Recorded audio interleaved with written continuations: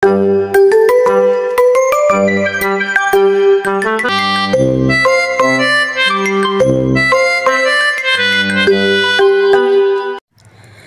pamahiin sa Semana Santa.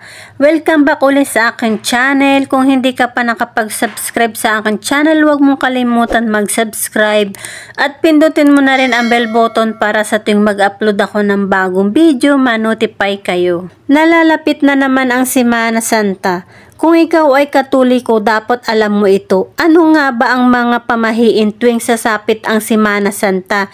Narito ang mga pamahiin at paniniwalang dapat umanong sundin ng mga Pilipino. Number 1, bawal ang mag-ingay. Bukod sa posibleng makaistorbo tayo sa mga taimtim na nagdarasal, ang malakas na tugtog daw ang nagtatawag ng kamalasan o disgrasya. Posible rin na makagambala sa mga aktibong espiritu na nasa paligid. Kaya mas mainam na iwasan ang malakas na ingay o pagpapatugtog tuwing mahal na araw bilang pagrespeto sa paghihirap at kamatayan ni Jesus. Number 2, bawal gumala. Isa sa mga pamahiin ay bawal ang gumala, lalong-lalo na kapag Good Friday dahil malapit daw ito sa disgrasya. Sinasabing patay si Jesus. Number 3, iwasan masugatan.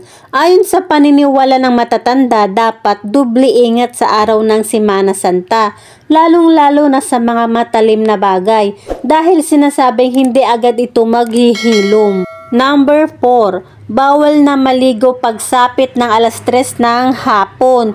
Tuwing Biyernes Santo, ipinagbabawal ng mga matatanda ang maligo pagsapit ng alas 3 ng hapon dahil ito ang araw ng pagkamatay ni Kristo at ang sumuway ay mamalasin.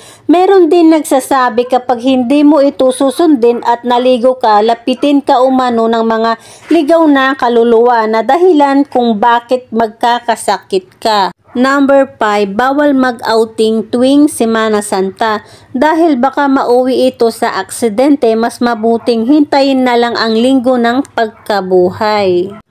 Number 6, bawal kumain ng karne ng baboy. Lalo na kapag inihaw, mas mainam kung isda o gulay na lang muna bilang pagrespeto sa kamatayan ni Jesus. Mas mainam na sundin na lang ang mga tradisyon. Number 7, bawal magwalis o maglinis. Ayon sa mga matatanda, ang pagwawalis sa loob ng bahay tuwing Biyernes Santo at Sabado de Gloria, sinasabing itinataboy mo raw ang mga swerte. Number 8, kailangan takpan ang lahat ng salamin sa bahay upang hindi makalabas ang mga masasamang espiritu sa araw ng Biyernes Santo dahil patay si Jesus. Ikaw kaswerte, ano ang mga paniniwala at kaugalian itong nakagisnan nyo sa buhay tuwing sasapit ang mahal na araw? Disclaimer lang po na sa atin pa rin kung maniniwala tayo o hindi. Ibinabahagi lamang ang tradisyonal na nakagisnan natin tuwing Semana Santa. Okay mga kaswerte, kung nagustuhan mo ang usaping ito, huwag mong kalimutan mag-subscribe, like, share, comment down below kung anong mga katanungan nyo. Maraming salamat!